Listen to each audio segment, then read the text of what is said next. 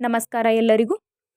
ಇವತ್ತು ನಾವು ಭಾರತ ದೇಶದಲ್ಲಿ ಹಲವು ರಾಜ್ಯಗಳು ಗಡಿ ವಿವಾದಗಳನ್ನು ಅಥವಾ ಗಡಿ ಸಮಸ್ಯೆಯನ್ನು ಎದುರಿಸುತ್ತಿರುವುದನ್ನು ಕಾಣುತ್ತೇವೆ. ಅಂತಹ ಗಡಿ ವಿವಾದಗಳ ಬಗ್ಗೆ ಇವತ್ತು ನಾವು ತಿಳಿದುಕೊಳ್ಳೋಣ.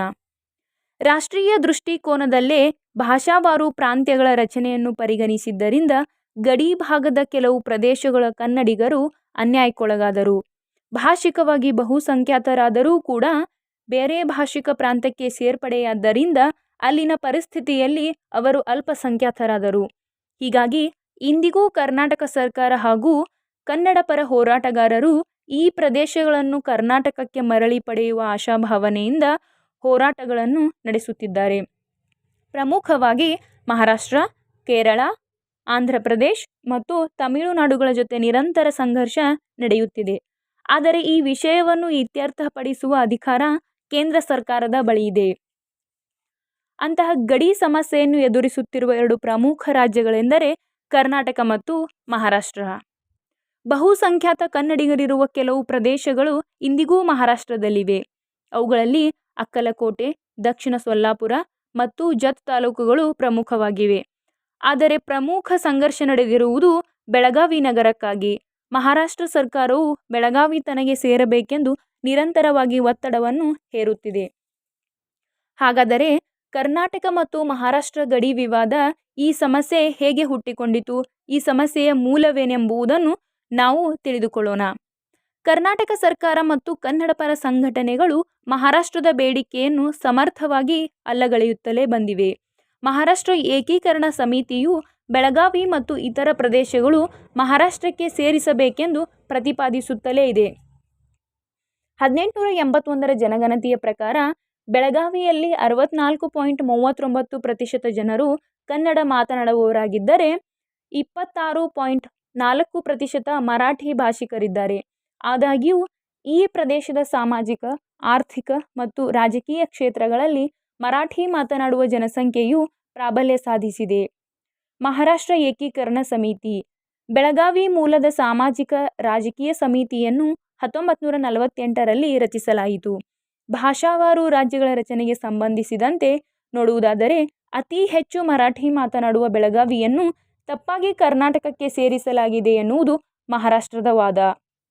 1948ರಲ್ಲಿ ಬೆಳಗಾವಿ ಪುರಸಭೆಯು ಪ್ರಧಾನವಾಗಿ ಮರಾಠಿ ಮಾತನಾಡುವ ಜನಸಂಖ್ಯೆಯನ್ನು ಹೊಂದಿರುವ ಜಿಲ್ಲೆಯನ್ನು ಪ್ರಸ್ತಾವಿತ ಮಹಾರಾಷ್ಟ್ರ ರಾಜ್ಯಕ್ಕೆ ಸೇರಿಸಬೇಕೆಂದು ವಿನಂತಿಸಿತು. ನ್ಯಾಯಮೂರ್ತಿ ಫಜಲ್ ಅಲಿ ಆಯೋಗ ಜಸ್ಟಿಸ್ ಫಜಲ್ ಅಲಿ ಆಯೋಗದ ಸಂಶೋಧನೆಗಳ ಆಧಾರದ ಮೇಲೆ ರಾಜ್ಯ ಮರು ಸಂಘಟನೆ ಕಾಯ್ದೆ 1956ರಲ್ಲಿ ಭಾರತದ ರಾಜ್ಯಗಳನ್ನು ಭಾಷಾವಾರು ಆಧಾರದ ಮೇಲೆ ಮರು ಸಂಘಟಿಸಲಾಯಿತು. 1956ರಲ್ಲಿ ಸಂಸತ್ತಿನಲ್ಲಿ ರಾಜ್ಯ ಮರು ಸಂಘಟನೆ ಕಾಯ್ದೆಯನ್ನು ಅಂಗೀಕರಿಸಿದಾಗಿನಿಂದ ಮಹಾರಾಷ್ಟ್ರ ಮತ್ತು ಕರ್ನಾಟಕ ರಾಜ್ಯದ ಗಡಿಯುದ್ದಕ್ಕೂ ಕೆಲವು ಪಟ್ಟಣಗಳು ಮತ್ತು ಹಳ್ಳಿಗಳನ್ನು ಸೇರಿಸುವ ಬಗ್ಗೆ ಕಿತ್ತಾಟಗಳು ಪ್ರಾರಂಭವಾಗುತ್ತವೆ. ಆಗ ಮರಾಠಿ ನಾಯಕರಿಗೆ ಬೆಳಗಾವಿಯನ್ನು ಕರ್ನಾಟಕಕ್ಕೆ ಕೊಡುವ ನಿರ್ಧಾರವು ತೀವ್ರ ಅನ್ಯಾಯವೆನಿಸುತ್ತದೆ. 1966ರಲ್ಲಿ ಮರಾಠಿ ನಾಯಕ ಸೇನಾಪತಿ ಬಾಪಟ್ರವರು ಕೇಂದ್ರ ಸರ್ಕಾರ ತನ್ನ ತಪ್ಪನ್ನು ಸರಿಪಡಿಸುವಂತೆ ಒತ್ತಾಯಿಸಿ ಸಾರ್ವಜನಿಕ ಉಪವಾಸ ಸತ್ಯಾಗ್ರಹ ಕೈಗೊಳ್ಳುತ್ತಾರೆ. ಈ ಒತ್ತಡಕ್ಕೆ ಮಣಿದು ಕರ್ನಾಟಕ ಮತ್ತು ಮಹಾರಾಷ್ಟ್ರ ನಡುವಿನ ಗಡಿ ವಿವಾದವನ್ನು ಪರಿಹರಿಸುವುದಕ್ಕಾಗಿ ಕೇಂದ್ರ ಸರ್ಕಾರವು ಒಂದು ಆಯೋಗವನ್ನು ರಚಿಸುತ್ತದೆ. ಅದುವೇ ಮಹಾಜನ್ ಆಯೋಗ. ಭಾರತ ಸರ್ಕಾರವು 1966 ಅಕ್ಟೋಬರ್ 25ರಂದು ಮಹಾಜನ್ ಆಯೋಗವನ್ನು ರಚಿಸಿತು. ಈ ಆಯೋಗದ ನೇತೃತ್ವವನ್ನು ಭಾರತದ ಸುಪ್ರೀಂ ಕೋರ್ಟ್ನ 3ನೇ ಮುಖ್ಯ ನ್ಯಾಯಮೂರ್ತಿ ಮೆಹರ್ ಚಂದ್ ಮಹಾಜನ್ ರವರು ವಹಿಸಿದ್ದರು. ವಿ.ಪಿ. ನಾಯಕ್ ರವರು ಆ ಸಮಯದಲ್ಲಿ ಮಹಾರಾಷ್ಟ್ರದ ಮುಖ್ಯಮಂತ್ರಿಯಾಗಿರುತ್ತಾರೆ.